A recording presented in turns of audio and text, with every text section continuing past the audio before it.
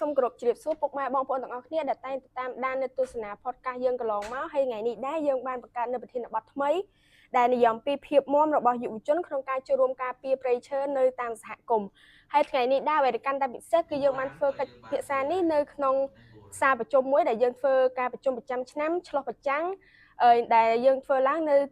ខេត្តកំពតផ្ទាល់ហើយដែលកាន់តែពិសេសជាងនេះទៅទៀតនោះថ្ងៃនេះដែរយើងមានវាគ្មិនពិសេសមួយរូបដែលគាត់ជាយុវជនដែលគាត់នៅសហគមន៍ព្រៃឈើផ្ទាល់ហើយយើងនឹងឲ្យគាត់ជួយរួមចែករំលែកក៏ដូចជាបទពិសោធន៍ក្នុងការចូលរួមនៅក្នុងកិច្ចការពារព្រៃឈើជាដើមបងជួយណែនាំឈ្មោះដើម្បីឲ្យបងប្អូនគាត់ស្គាល់បន្ថែមបន្តិចជំរាបសួរសួស្តីអ្នកនរគ្នាខ្ញុំឈ្មោះសុភ័ក្រហើយខ្ញុំជាជនជាតិដើមភាគតិចទំពួនហើយតួនាទីរបស់ខ្ញុំគឺជាយុវជនហើយខ្ញុំមកពីសហគមន៍ម្ដងព្រះនាងនៅខាងខេត្តរតនគិរី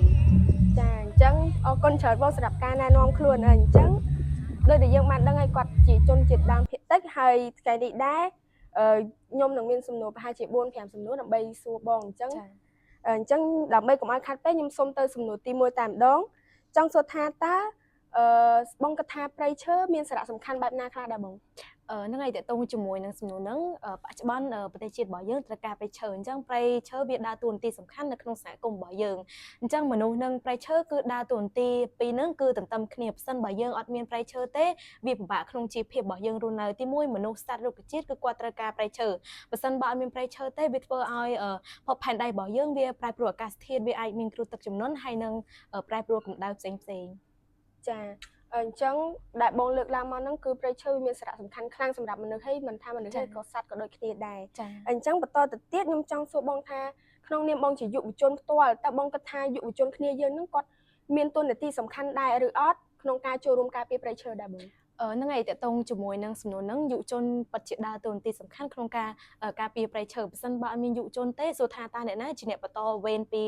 អ្នកដែលគាត់ចាស់អញ្ចឹងយុវជនគាត់ដើរតួនាទីសំខាន់ក្នុងការជួយផ្សព្វផ្សាយក៏ដូចជាជួយថែរក្សាព្រៃឈើរបស់យើងកន្លែងទៅលើប្រធានបទយើងវិញគេមានពាក្យថារឹងមាំអញ្ចឹងបងគិតថាតើយុវជនបើសិនជាគាត់អត់មានភាពរឹងមាំទេវានឹងបែបមិនដែរបងហ្នឹងហើយបើសិនបើយុវជនទាំងអស់ក៏អត់មានភាពរឹងមាំសម្រាប់ខ្លួនឯងអញ្ចឹងគាត់អាចដឹកនាំសហគមន៍បានទេអញ្ចឹងសហគមន៍មួយអាចទៅមុខបានលុះត្រាតែត្រូវការយុវជនរឹងមាំមានន័យថាទោះបីជាជួបបញ្ហាឬក៏ឧបសគ្គអីក៏គាត់អាចទៅមុខជាមួយគ្នាបានដោយអត់មានការបែកបាក់សាមគ្គីគ្នាទេអាហ្នឹងហើយជាភាពរឹងមាំរបស់យុវជនអ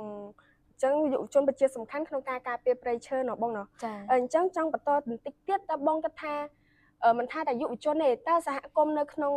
សហគមន៍របស់បងដែលគាត់ជាយុវចាស់អីក៏ដោយគិតថាគាត់សំខាន់ក្នុងការចូលរួមដែរឬអត់បង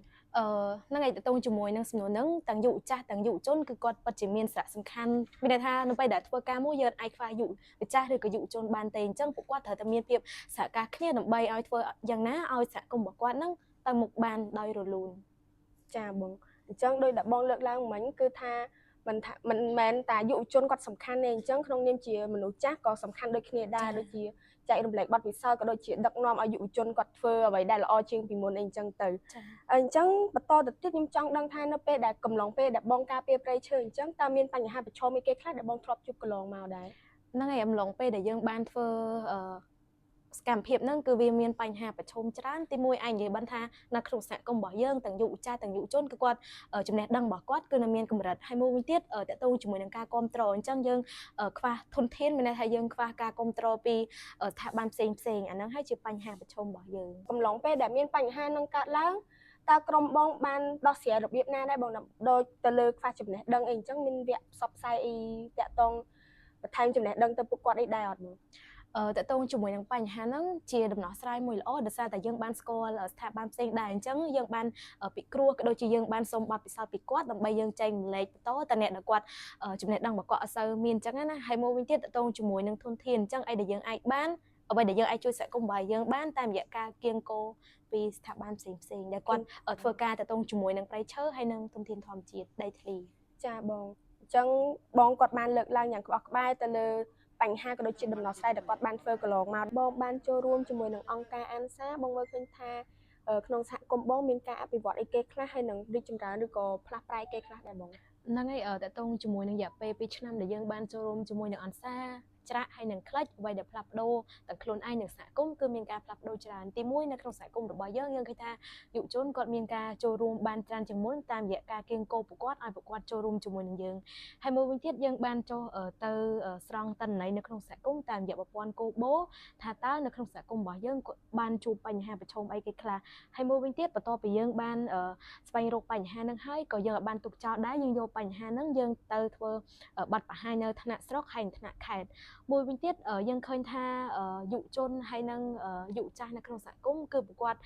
មានការយល់ដឹងច្រើនជាងមុនតទៅជាមួយនឹងប្រៃឈើមានន័យថាប្រកួតយល់ដឹងថាប្រៃឈើនិងដីធ្លីវាពិតជាមានសារៈសំខាន់សម្រាប់ពួកគាត់ហើយមួយវិញទៀតកាន់តែពិសេសនោះគឺយុវជនទាំងអស់គឺមានការចូលរួមច្រើនជាងមុននៅពេលដែលមានការប្រជុំអីបែបហ្នឹងលើកពីបញ្ហាសហគមន៍តើមានដែលមានថាអាជ្ញាធរគាត់បានចូលរួមប្រជុំជាមួយអញ្ចឹងចង់សួរថានៅពេលដែលប្រជុំជាមួយអាជ្ញាធរតើមានការសហការគ្នាបានរលូនដែរអត់បងឬមួយក៏